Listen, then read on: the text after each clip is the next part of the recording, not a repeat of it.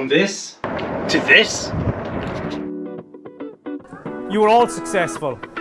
Equally, each and every one of you here right now carries the same accountable success in your business, unless you choose otherwise.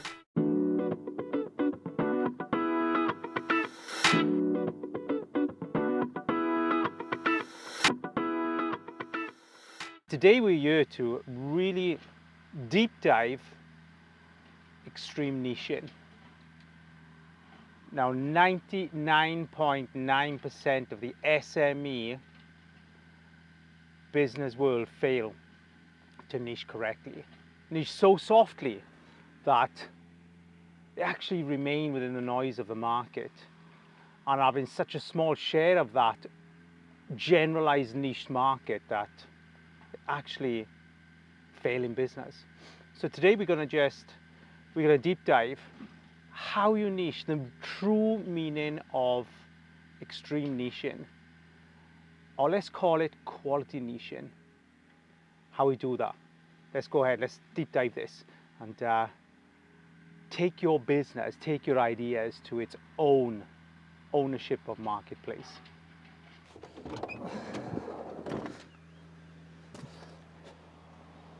Let's start this deep dive by finding ourselves a quiet spot so we can think consciously and really expose the power of niching to you, in your business, in your career, in your life.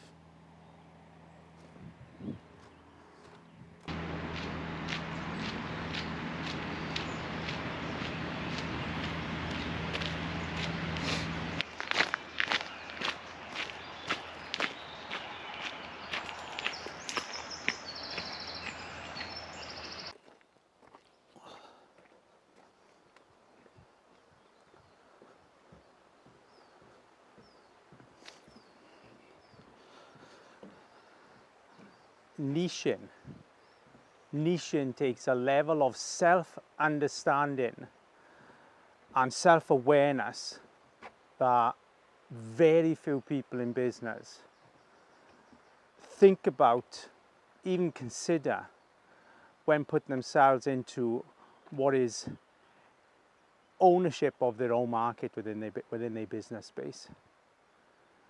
Niching is an art.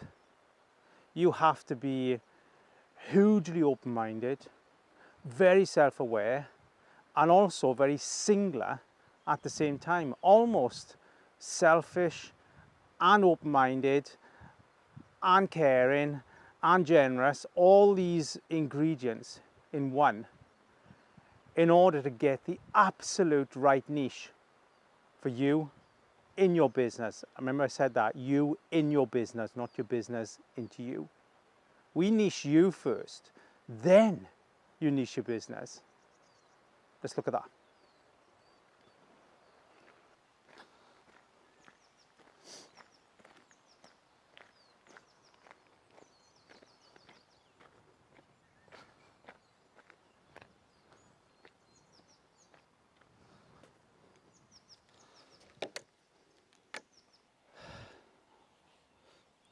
So let's think about this. Remember I said open-minded, caring, selfless, close-minded, singular. When you think about all these words, they're very clashing. Close-minded, open-minded, how can you put those together? So this is where we are. Niching, extreme niching in your business. So let's start with the fundamentals. Let's start with the most important ingredient, which is yourself.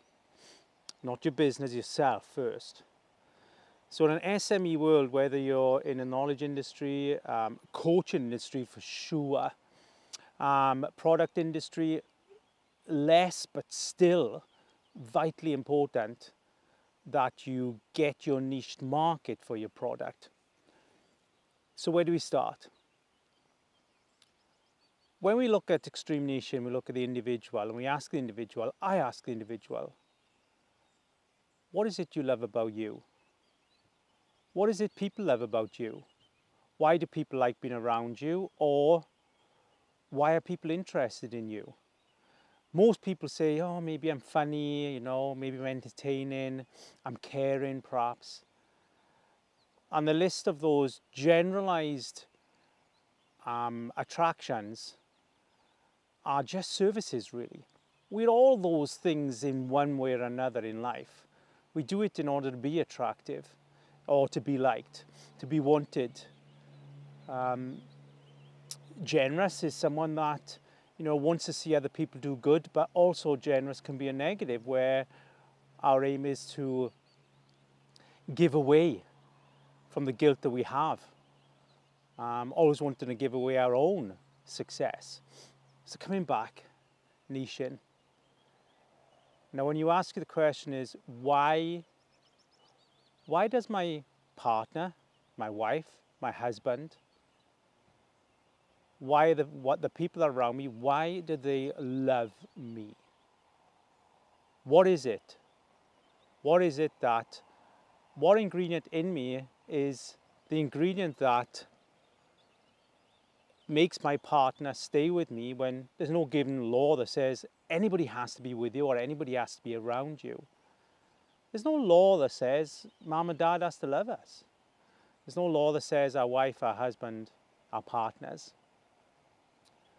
have to love us. So, what is that ingredient?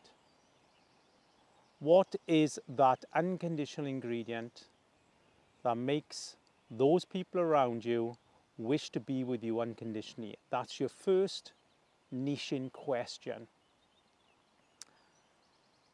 Now, once you get that, I'm going to put a PDF in here and download it. I'll have a list of, we're going to say, unconditional ingredients that you have to give that list to people around you and say, okay, tick box what you feel are the generalized ingredients and what you feel are my power ingredients as to why it is you're with me. Now, once we get that niche, once we get the core value of who you are, then what you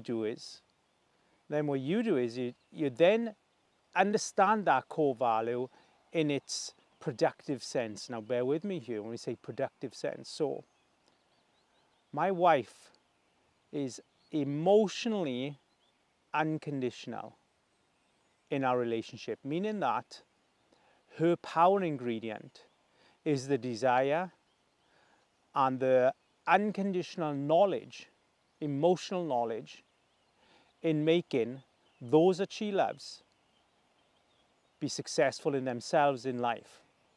That's her power ingredient.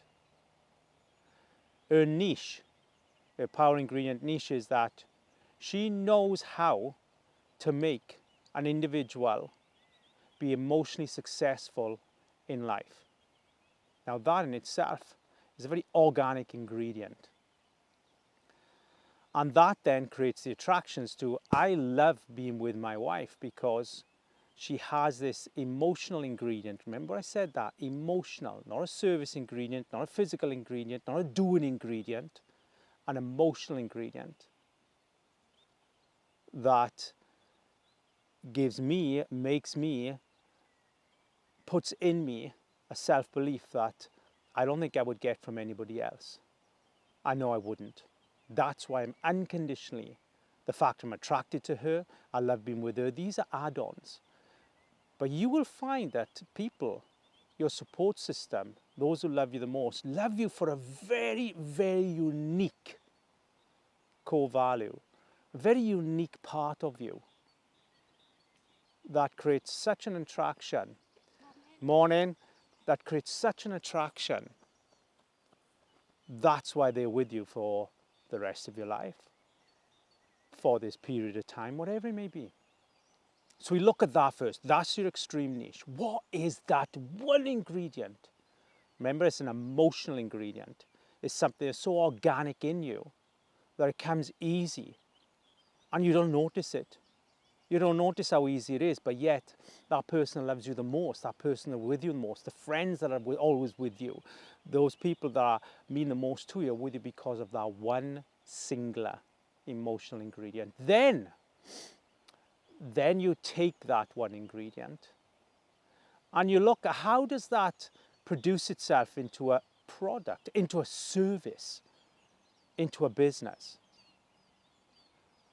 So my power ingredient is emotional intelligence. I get my wife's weak ingredients. Let me say that in such a way that it doesn't look like it's a weakness, because it's not. I understand 100% what my wife needs from me. And what she needs from me, I have 100% in my emotional ability. And that's to make her love her unconditionally. My job is to make my wife love her more than she's ever loved herself. And that's my ingredient to everybody that I work with. When you're able to make someone love themselves more than they have, then you have to know, you find that niche within them that reminds them of who they are, how powerful they are, in a sense of how much they can offer the world, their life, and their emotional life. That's my power ingredient. I was born with it. It took me many years to find that because nobody actually asked me to niche myself before I niched my business. Now, the biggest mistake the greatest oversight that 99% of businesses do is that they niche generalize. Remember we spoke about this in the beginning. So generalizing the niching because they feel if they niche the business, they don't actually have to look at themselves. They niche the business and that then supersedes their depleted, remember I said depleted self-worth, or gives them all the just reason not to have to look at themselves. Look at what makes them special. So few people desire the want to see what's special about themselves, or resist or fail to, because they don't practice their niching, bragging rights in their life. And if we don't do that, then how are we going to be loved for the greatness of who we are, who you are? How are you going to be loved for that? That'll be overlooked purely because you'll be supporting somebody else's niche and not supporting yours. You have to support, recognize, and love your niche first before supporting somebody else's niche. And we could say, I have children, and we do all we can for our children to be strong in life, our children to be confident in life. But here's the thing. If you don't demonstrate the power of your own emotional niche first and love the power of your own emotional niche first, then what's going to happen is at some given point, your children are going to follow that same pattern and give the power of their niche away to support somebody else's. Now let's come back. So now you're looking, okay, what is my power niche? What is my core niche? What is special about me? I'm going to start listing these. And then I'm going to start creating a shorter list. I'm going to ask people what's so special about me. Don't ask about services, laughter, fun, support. These are a given. That's not the niche. That's the service that you're offering someone to care for them. So then we get that niche and come back and say, right, now how do I put that into a business? How do I put that into a business? So now, let's say your niche is productive emotions. I really know how to create productive emotions, which means you know to get the best out of people. You know how to make someone feel so enlightened, so motivated in a very authentic, integritized way that they come into your business and give you 40% more before they even got out of bed. You're getting 140% out of them in a given day. So let's say that you know how to make someone feel emotionally productive. So you know that as a leader, if you're creating a product, you know how to introduce systems and processes and ideas and teams that can create high volume productivity. Not just because you're paying a salary, but because they want to, because they are working for a leader that understands them.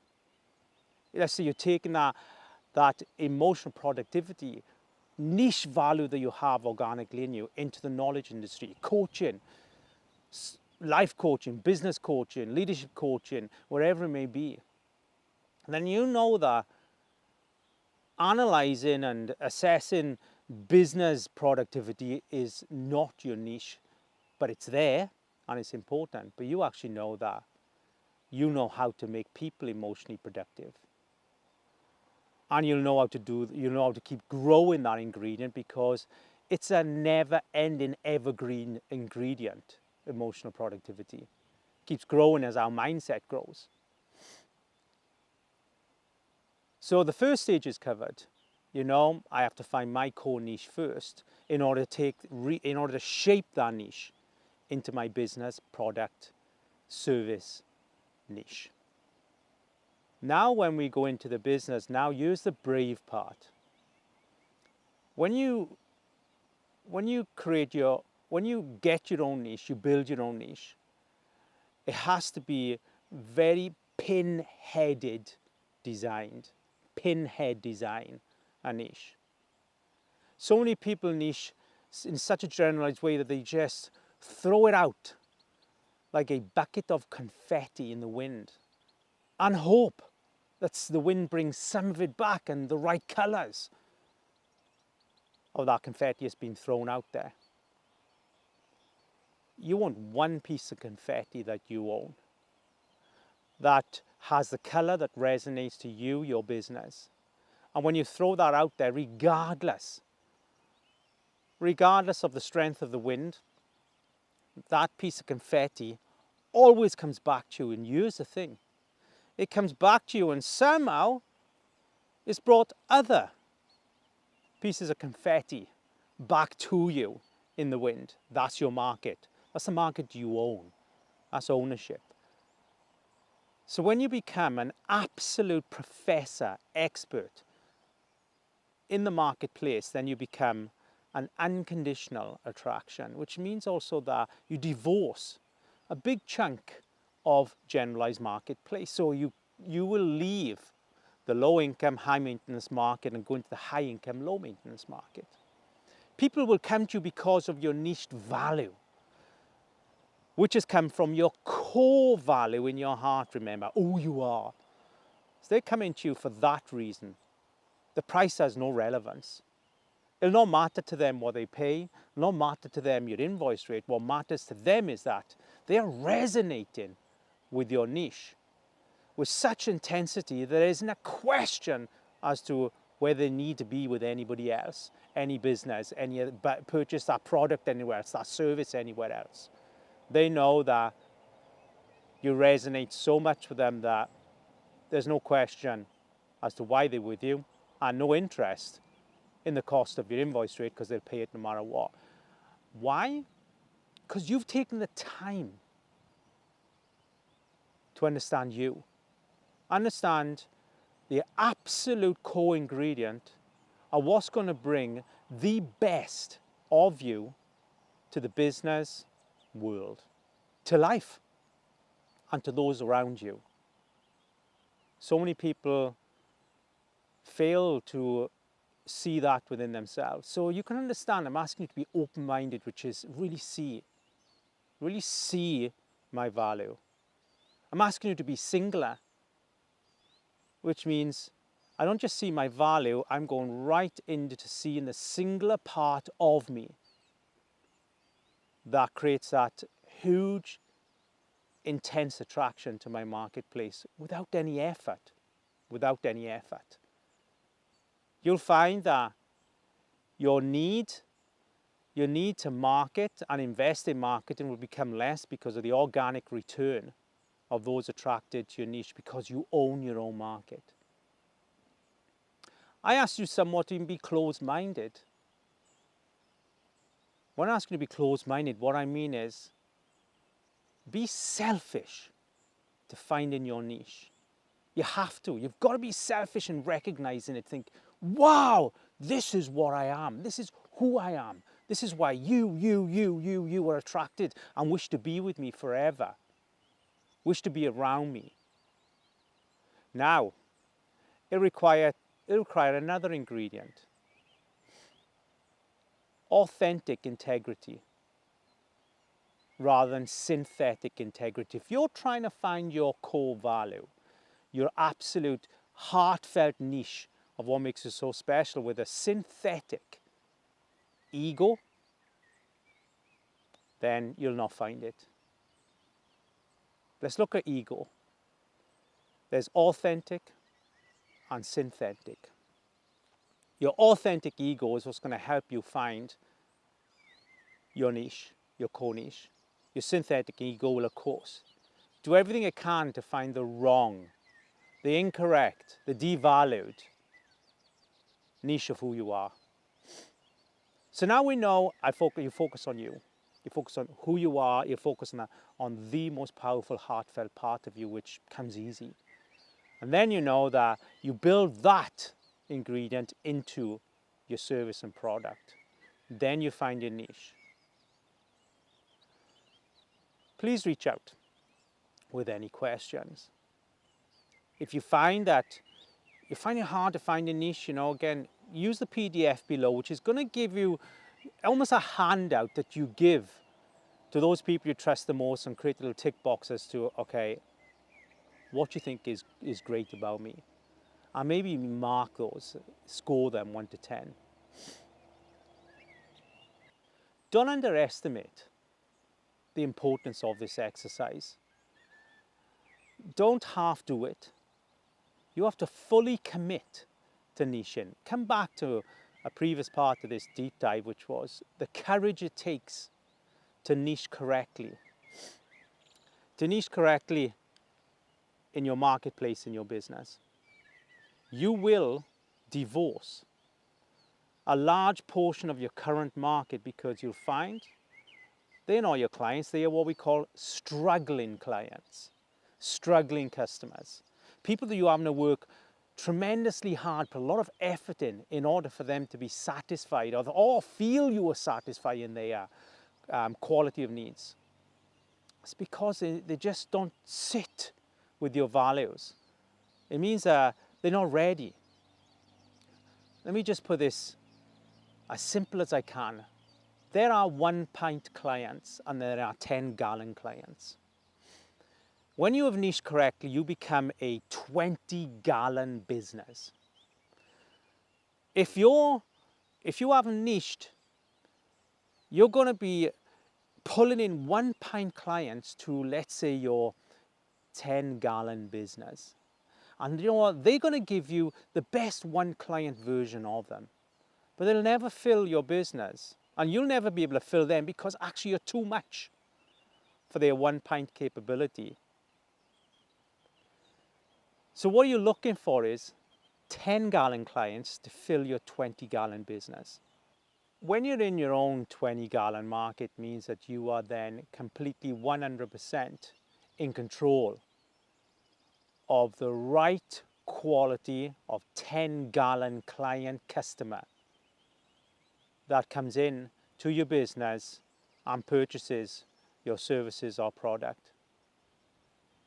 But you can only have that 20 gallon business when you have niched and become so specialized that the customers and clients that are coming in are of a quality that have grown, have an awareness that they have developed, and have done the work on themselves, have evolved themselves, and are looking for a very particular quality of interest, service, product to take their life, business and needs to the next level. That's niching in a nutshell. Just a thought. Enjoy.